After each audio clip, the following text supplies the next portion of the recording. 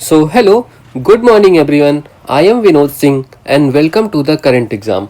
आज की क्लास में हम 11 जनवरी का करंट अफेयर्स कवर करेंगे, जिसमें ग्लोबल एजिंग इंडेक्स 2025, विश्व हिंदी दिवस 2025, लेबनान के नए राष्ट्रपति चुने गए हैं, भारतीय नौसेना ने प्रोजेक्ट P75 के तहत अंतिम पनडुब्बी जारी कर दी है, महाकुंभ मेला बीमा योजना इसको भी लॉन्च किया गया है, पुलिस एंड सेना के लिए पार्थ योजना लॉन्च की गई है। तो इन सब के बारे में हम डिस्कस करने वाले हैं। ठीक है, चलिए शुरू करते हैं।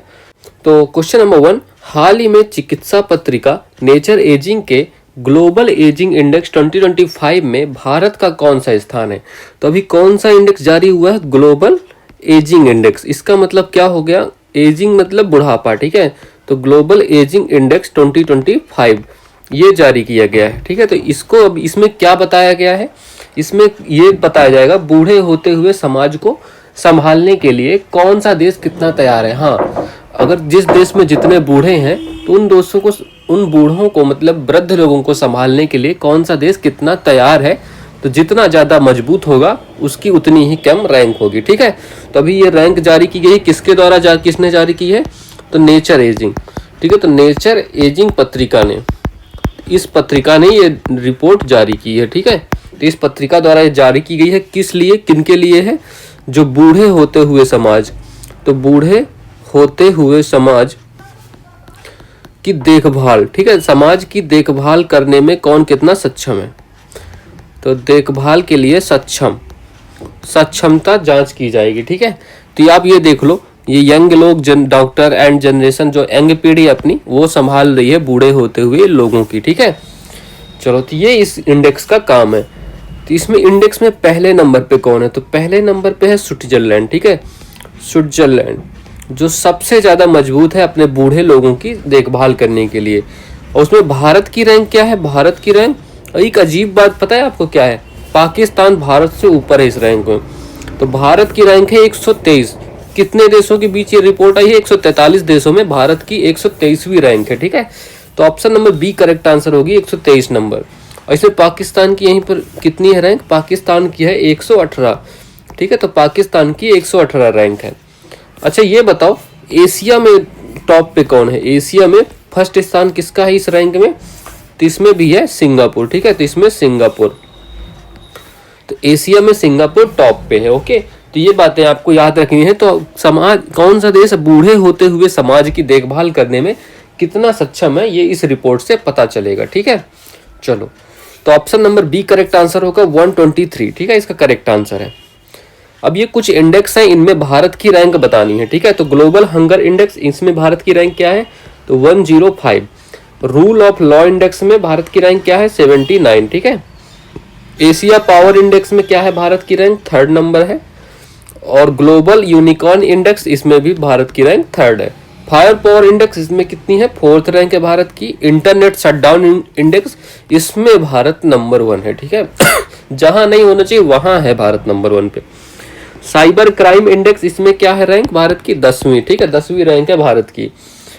प्रेस फ्रीडम इंडेक्स इसमें 159। ठीक है, प्रेस फ्रीडम इंडेक्स में 159। ह्यूमन डेवलपमेंट इंडेक्स HDI में क्या है? 134। जेंडर इनइक्वालिटी इंडेक्स में कितनी रैंक है? 108। एंड करप्शन परसेप्शन इंडेक्स में कितनी रैंक है? 93। ठीक है, तो ये रैंक भी आपको भारत की याद रखनी है। तो क्वेश्चन नंबर 2, हाल ही में विश्व हिंदी दिवस 2025 कब मनाया गया? बहुत ही ज्यादा इंपॉर्टेंट क्वेश्चन है। ठीक है, तो वर्ल्ड हिंदी दिवस, वर्ल्ड हिंदी डे और एक हिंदी डे भी होता है। ठीक है, तो वर्ल्ड हिंदी डे 2025, इसके बारे में भी बात करेंगे। एक हिंदी दिवस भी होता है। ठीक है, तो हिंदी डे, इसके बारे में भी बात हम करने वाले हैं। ठीक है, चलो तो चलो, ये कब मनाया जाता है? वर्ल्ड हिंदी डे कब मनाया जाता है? तो ये हर साल 10 जनवरी को मनाया जाता है। ठीक है, तो कल 10 जनवरी थी, इसलिए कल ये मनाया गया, सेलिब्रेट किया गया। और क्यों मनाया जाता है? क्योंकि 1975 में फर्स्ट विश्व हिंदी सम्मेलन हुआ था। फर्स्ट विश्व हिंदी सम्मेलन। ठीक है, तो फर्स्ट विश्व हिंदी सम्मेलन आयोजित किया गया था कब? 1975 में, इसी दिन। ठीक है, 10 जनवरी 1975 को। किसने ये आयोजन किया था? PM कौन थी अपनी? इंदिरा गांधी। ठीक है, इंदिरा गांधी जी ने ये आयोजन किया था। और कहाँ हुआ था इसका आयोजन? नागपुर में हुआ था, नागपुर महाराष्ट्र में इसका आयोजन किया गया था। ठीक है, इसी तरह हिंदी डे कब मनाया जाता है? हिंदी डे मनाया जाता है हमारा 14 सितंबर को। तो इस दिन ये क्यों मनाया जाता है? क्योंकि 1949 में 14 सितंबर के दिन संविधान सभा ने, तो संविधान की जो सभा है इसी ने राजकीय भाषा घोषित की है हिंदी को। ठीक है, राजकीय भाषा घोषित की गई, इसलिए 14 सितंबर को हिंदी दिवस मनाया जाता है। ठीक है, तो ये बात भी याद रखनी है आपको। अच्छा, ये वर्ल्ड हिंदी डे है, इसकी स्टार्टिंग कब से हुई? स्टार्ट कब से हुआ? ये स्टार्ट हुआ 2006 से। इसकी घोषणा किसने की थी? मनमोहन सिंह ने। ठीक है, जो अपनी पीएम थे तब हमारे, तो मनमोहन सिंह द्वारा इसकी घोषणा की गई थी। अब इसकी थीम बताओ। थीम इसकी महत्वपूर्ण है, तो थीम भी लिखना है आपको। तो वैश्विक एकता। ठीक है, तो वैश्विक एकता, ये थीम आपको लिखना है। ठीक है, इसको सही से लिख लेना, आप नोट कर लेना। वैश्विक एकता। आपको मेरी राइटिंग ना समझ आ रही हो तो आप, मैं बोल रहा हूं तो उससे आप समझ जाना। ठीक है, ठीक है, वैश्विक एकता और सांस्कृतिक गर्व। ठीक है, वैश्विक एकता और सांस्कृतिक गर्व की आवाज, ये इसकी थीम है। ठीक है, तो वैश्विक एकता और सांस्कृतिक गर्व की आवाज इसकी थीम हो गई। ठीक है, ये थीम यहाँ पे भी लिखी हुई है, देखो, a global voice of unity and cultural pride. ठीक है, तो ये इसकी 2025 की विश्व हिंदी दिवस की थीम हो गई। तो option number D correct answer है। 10 जनवरी करेक्ट आंसर है। 9 जनवरी को कौन सा दिवस मनाया था? प्रवासी भारतीय दिवस, है ना, प्रवासी भारतीय दिवस। इस बार कहाँ आयोजित किया गया? इसका आयोजन कहाँ हुआ इस बार? उड़ीसा में। ठीक है, तो उड़ीसा में इसका आयोजन हुआ है।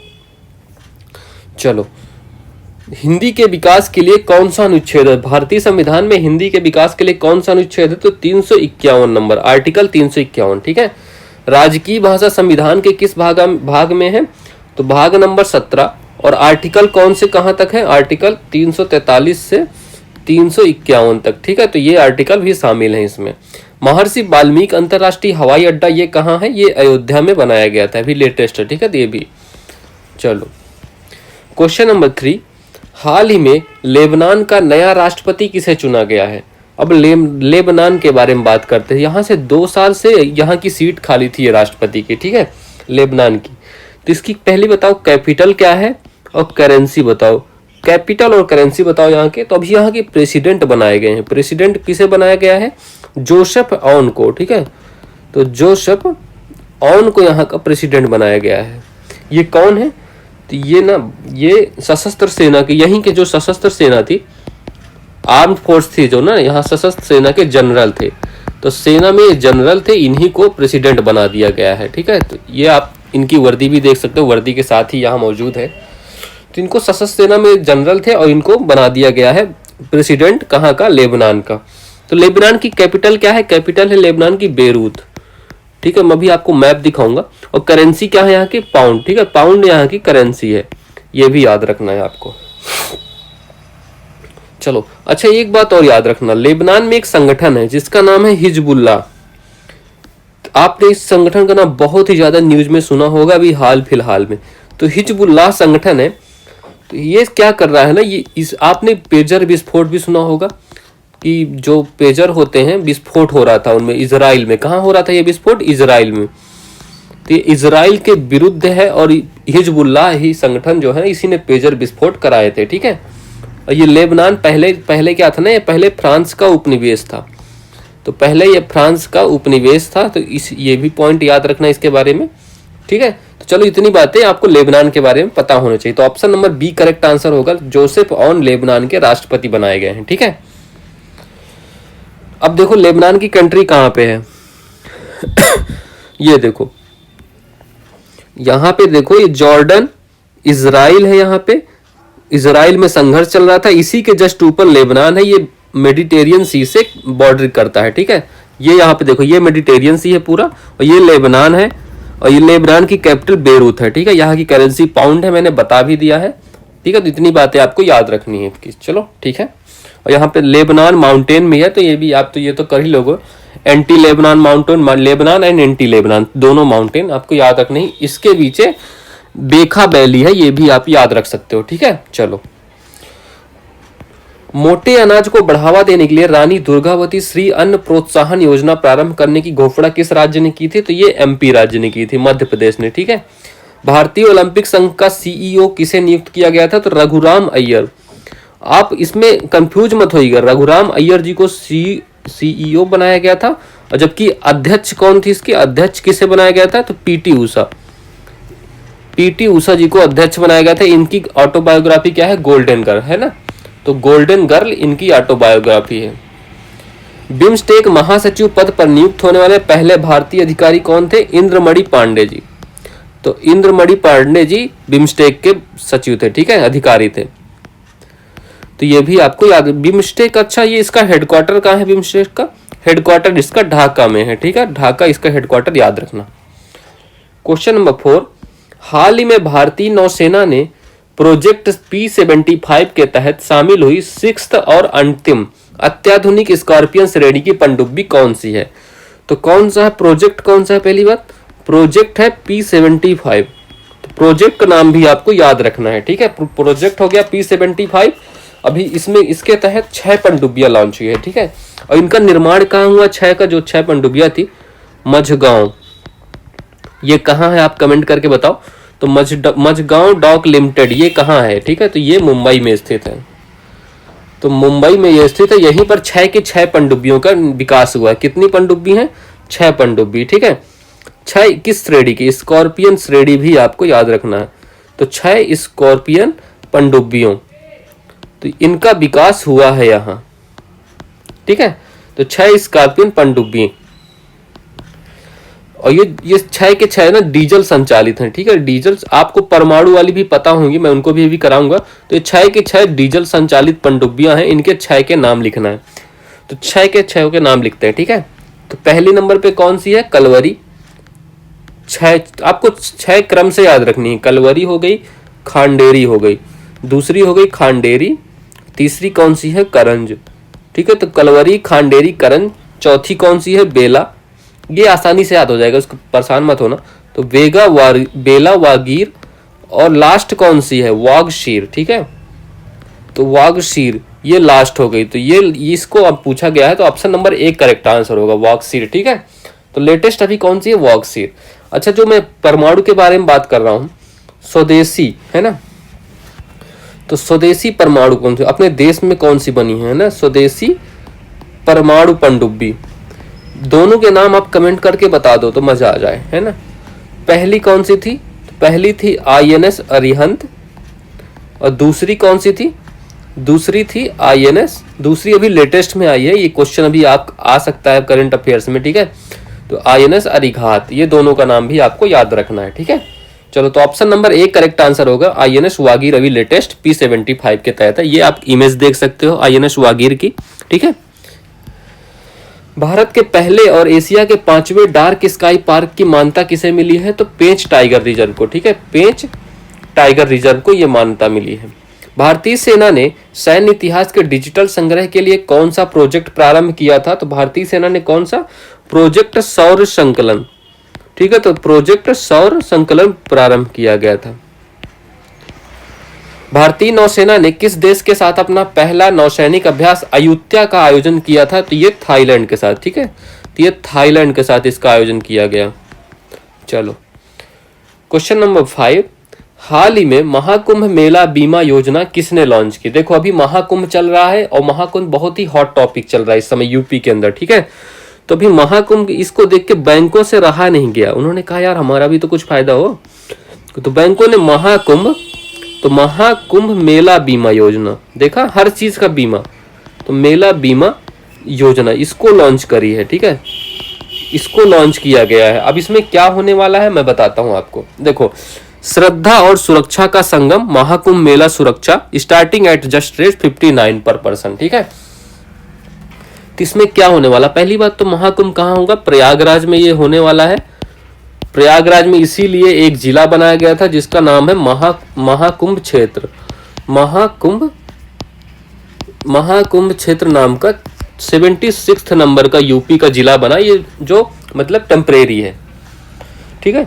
और ये कब से कब तक चलने वाला है? तो 13 जनवरी पौष पूर्णिमा से स्टार्ट होके ये 26 फरवरी तक चलेगा, ठीक है, 26 फरवरी तक चलने वाला है। और इस बीमा को लॉन्च किसने किया था? तो इस बीमा को लॉन्च किया गया था किसके द्वारा? एक तो फोन पे हो गया हमारा, जो हर आदमी जान रहा है अब फोन पे के बारे में, और दूसरा कौन सा हो गया? आईसीआईसीआई।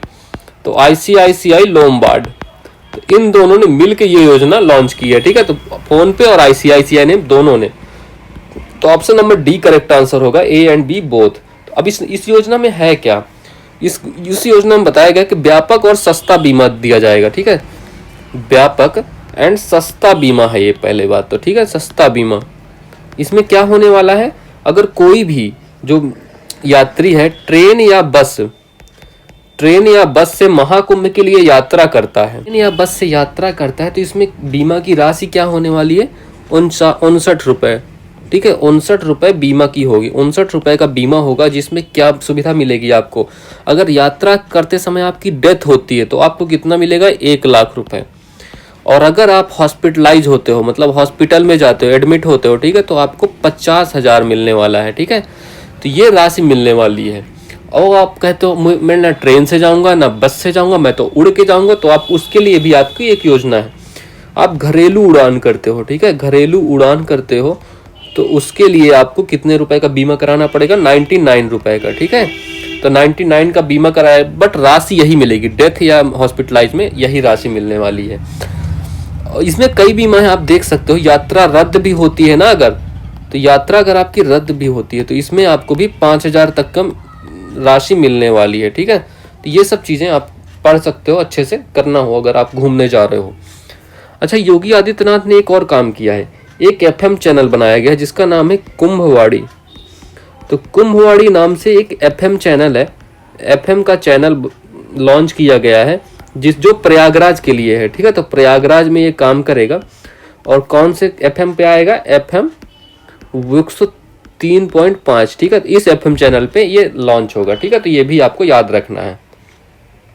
एफएम का फुल फॉर्म तो आपको पता होगा ना, फ्रीक्वेंसी मॉड्यूल, ठीक है। चलो, विंग्स इंडिया 2024 एशिया की सबसे बड़ी नागरिक उड्डयन प्रदर्शनी कहाँ हुई है? तो ये हैदराबाद में हुई है, ठीक है। तो हैदराबाद में इसका आयोजन किया गया है। गुटनिरपेक्ष आंदोलन का 19वां शिखर सम्मेलन कहाँ आयोजित किया गया है? ये कंपाला युगांडा में। तो युगांडा कंपाला या कंपाला युगांडा ठीक है, युगांडा में आयोजित की गई है। चर्चा में रहा बिपिन रावत स्टेडियम कहाँ है? तो ये जम्मू एंड कश्मीर में है, ठीक है। तो जम्मू कश्मीर में स्थित है। क्वेश्चन नंबर 6, हाल ही में पुलिस और सेना भर्ती प्रशिक्षण के लिए पार्थ योजना किसने लॉन्च की है? अब देखो, पार्थ योजना लॉन्च की गई है और ऐसे राज्य ने लॉन्च की है ना जहां पे वैकेंसी आ ही नहीं भाई। इस योजना में क्या होगी ना, अगर कोई मतलब सेना या पुलिस या सेना, देखो पुलिस या सेना किसी में भी भर्ती होना चाहता है, उसके लिए भर्ती के लिए तैयारी कराई जाएगी, ठीक है। उसमें चाहे आपकी लिखित परीक्षा हो, रीजनिंग जीएस हो, या प्रशिक्षण हो, मतलब ट्रेनिंग भी कराई जाएगी, ठीक है। तो फिजिकल टेस्ट के लिए भी कराई जाएगी। तो इसमें क्या किया, प्रशिक्षण की तैयारी कराया जाए। कौन कराएगा? तो पार्थ योजना कराने वाली है, ठीक है। प्रशिक्षण की तैयारी कहाँ ये लॉन्च हुई है? तो ये मध्य प्रदेश में लॉन्च हुई है। जिसके सीएम कौन है मध्य प्रदेश में? सीएम कौन है? मोहन यादव जी। तो मोहन यादव जी ने इसको लॉन्च करा है, ठीक है। तो ये योजना भी आपको याद रखना है। कब इसका शुभारंभ हुआ था? तो 8 जनवरी से इसका शुभारंभ हुआ था, ठीक है। तो 8 जनवरी को इसको शुभारंभ हुआ था। तो option number B correct answer है, मध्य प्रदेश, ठीक है। तो पार्थ योजना आपको याद रखना है। चलो, भारतीय सेना ने जम्मू कश्मीर में आतंकवादियों को खदेड़ने के लिए कौन सा अभियान चलाया था? तो ऑपरेशन सर्वशक्ति। तो ऑपरेशन सर्वशक्ति आपको याद होगा, ये बहुत बार कराया है मैंने। महतारी वंदना योजना किस राज्य में प्रारंभ की गई थी? ये छत्तीसगढ़ में, ठीक है। छत्तीसगढ़ में महतारी वंदना योजना। भारत का पहला इंडिया इनोवेशन ग्राफीन केंद्र कहाँ लॉन्च हुआ था? तो ये केरल में लॉन्च हुआ था, ठीक है। चलो, अब ये कुछ योजनाएं हैं, बताना ये कब लॉन्च हुई थी। प्रधानमंत्री आवास योजना, ये 25 जून की डेट थी और 2015 का साल था, ठीक है। प्रधानमंत्री गरीब कल्याण अन्न योजना, ये कब लॉन्च हुई थी? ये 26 मार्च 2020 में। इसमें जो अन्न मिलता है, ठीक है, आपको राशन मिलता है। आयुष्मान भारत योजना, ये कब लॉन्च हुई थी? 2018 में ये लॉन्च हुई थी। प्रधानमंत्री किसान सम्मान निधि योजना, ये कब लॉन्च हुई थी? तो ये बताओ 2019 में, ठीक है। ये 2019 में लॉन्च हुई थी। स्वच्छ भारत अभियान ये कब, ये 2014 में। बेटी बचाओ बेटी पढ़ाओ ये 2015, ठीक है 2015। मेक इन इंडिया ये भी 2014 में, और डिजिटल इंडिया ये भी 2015 में, ठीक है। तो ये कुछ योजनाएं हैं, ये बहुत ही इंपॉर्टेंट है। ये क्वेश्चन अभी पीसीएस के क्वेश्चन पेपर में भी आया था, यूपी पीसीएस में। तो ये सीजीएल के लिए भी बहुत ही ज़्यादा महत्वपूर्ण है, ठीक है। ईयर याद रखना है आपको, डेट भूल भी जाओ बट ईयर याद रखना। चलिए, so that's all for this class. Please like, share and subscribe. बहुत ही मेहनत करता हूँ यार तुम लोगों के लिए, बट इतना तो आप कर ही सकते हो, ठीक है। चलो, all the best for your exams and have a good day and thank you everyone.